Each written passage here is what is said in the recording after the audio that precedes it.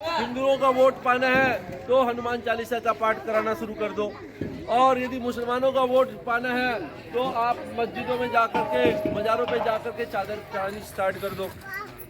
ये क्या है कि टोटल जो है कि हमारे को धर्म के नाम पर बेवकूफ़ बनाने का मसला है। ठीक है, एक राजनीतिक दल ने किया, उसके पीछे पीछे छोड़िए, बीजेपी को छोड़िए, कांग्रेस क्या कर रही है। अभी राहुल गांधी ने जो आसाम के अंदर 22 तारीख को उनकी भी होड़ क्या थी, मंदिर में जाने की। अब वो कह रही है कि भाई मंदिर तो हमारा मुद्दा है, तुम क्यों खींचने जा रहे हो, इसलिए फिर वो क्या है कि उनको जाने से रोक रहे हैं। और सड़क के लिए नहीं, बिजली के एक धार्मिक संस्था में जाने का मुद्दे को लेकर के वो धरने पे बैठे। वैसे धर्म और उपासना की, जो आपका धर्म की भी हम नहीं कहेंगे, आस्था और उपासना की जो स्वतंत्रता जो है हमारे संविधान के द्वारा हमें दे रखी है। हमारा संविधान इस मामले में क्या कहता है? हमारा संविधान कहता है एक राजनीतिक दल का जो धर्म है वो पंथ निरपेक्षता है। उसका धर्म ये नहीं है कि धार्मिक संस्थाओं के अंदर जाए, उसका धर्म ये नहीं है कि वो धर्म के नाम पर जो है कभी मस्जिदों में जाकर, और आपका क्या है कि मज़ारों पे जाकर चादर चढ़ाए, और उसका धर्म ये नहीं है कि हनुमान चालीसा का पाठ करे। अभी ये देखिए, एक पार्टी विशेष है हमारे राज्य के अंदर, आम आदमी पार्टी, उसने हनुमान चालीसा का पाठ स्टार्ट कर दिया। तो ये क्या है कि ये बिल्कुल हमारा जो राज धर्म है, जो हमें संविधान से मिला हुआ है, जो संविधान हमको जिस तरह के धर्म का पालन करने के लिए कहता है। ये वीडियो जो ना मेरे वाले भाई के पास डाल देना, भाई साहब ने मांगी झंडे का भी फोटो लो ना यार, सही करके लो, थोड़े दूर की तरफ हो जाओ। पंथ निरपेक्षता उसका पहला धर्म है, क्योंकि हमारी संविधान की प्रस्तावना क्या कहती है कि जो है कि हमारा जो भारत है वो एक पंथ निरपेक्ष राज्य है। हमारा भारत जो है वो कौन सा राज्य है? पंथ निरपेक्ष राज्य है। पंथ निरपेक्ष का मतलब क्या है कि इस लोक के हित में काम करने वाला, परलोक की चिंता दूसरे करे, परलोक की चिंता आपका व्यक्तिगत विषय है। ठीक है, कोई मंदिर में जाए, मस्जिद में जाए, ये उसका एक व्यक्तिगत मसला है। राजनीतिक दल का मसला ये नहीं होना चाहिए कि वो मंदिरों में जाए, मस्जिदों में जाए। उसका तो धर्म ये होना चाहिए कि यहाँ पर सड़कें ठीक है या नहीं है, यहाँ पर जो आपका साफ सफाई है या नहीं है, सभी बच्चों स्कूल जा रहे हैं नहीं जा रहे, सभी बच्चों को अच्छी शिक्षा मिल पा रही है नहीं मिल पा रही है। अभी हमारे बीच में ये बच्चे हैं, इन बच्चों से पूछिए तो इनमें स्कूल जाते हैं, और ये स्कूल जाते भी है तो वहाँ पे अच्छी तरह से शिक्षा नहीं होती है।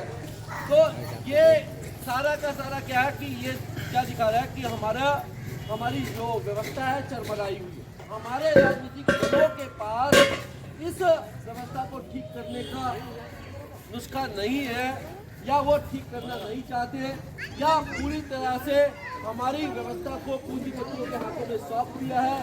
चंद लोग जो है कि धरना से बनते जा रहे हैं, बाकी लोग जो है गरीबी और गरीब होते जा रहे हैं। अब इसका इलाज तो कर नहीं सकते, जनता को कुछ और कर नहीं सकते, तो अलग अलग तरह से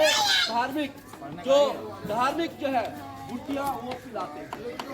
तो हमारे को ये समझना पड़ेगा, चाहे एक्स दल हो, चाहे वाई दल हो, चाहे जेड दल हो, वो सारे के सारे दल जो ऐसा कर रहे हैं वो धर्म के नाम पर हम लोगों को सिर्फ और सिर्फ मूर्ख बना रहे हैं।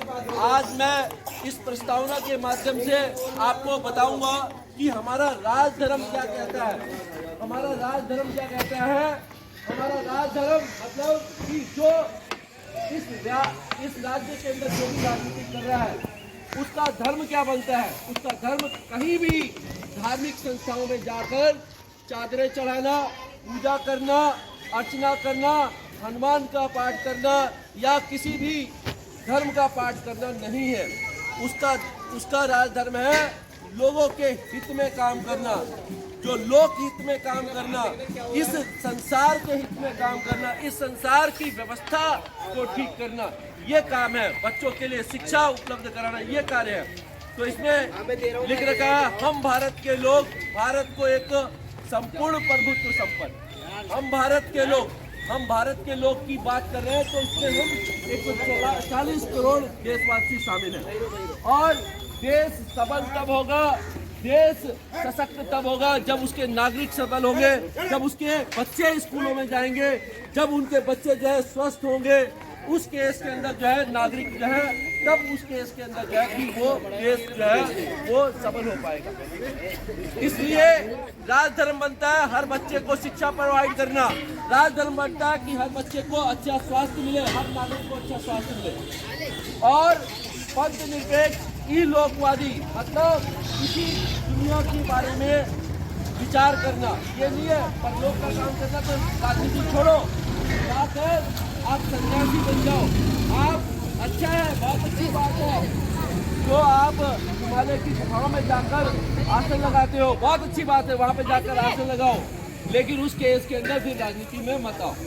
राजनीति में आ रहे हो तो ये चीज आपको छोड़नी होगी, राइट। और यदि राजनीति में आए हो तो आप संसार की चिंता करनी है, और इस संसार की चिंता से मुक्त हो गए हो, तब जाकर के इस राजनीति को छोड़ो और फिर उस केस के अंदर आप हिमालय की गुफा में जाओ, आप मस्जिदों के अंदर जाओ, आप जो है कि बाजारों के ऊपर जाओ, उस केस के अंदर आप जाओ, गुरुद्वारों के अंदर जाओ, भजन करो, कीर्तन करो।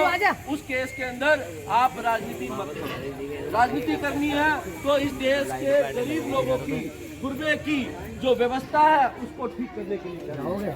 आज हमारे देश में सिर्फ 1% लोगों के पास 73%, एसएम की रिपोर्ट कहती है कि 73% संपत्ति है। कितना अधिक गैर बराबरी है।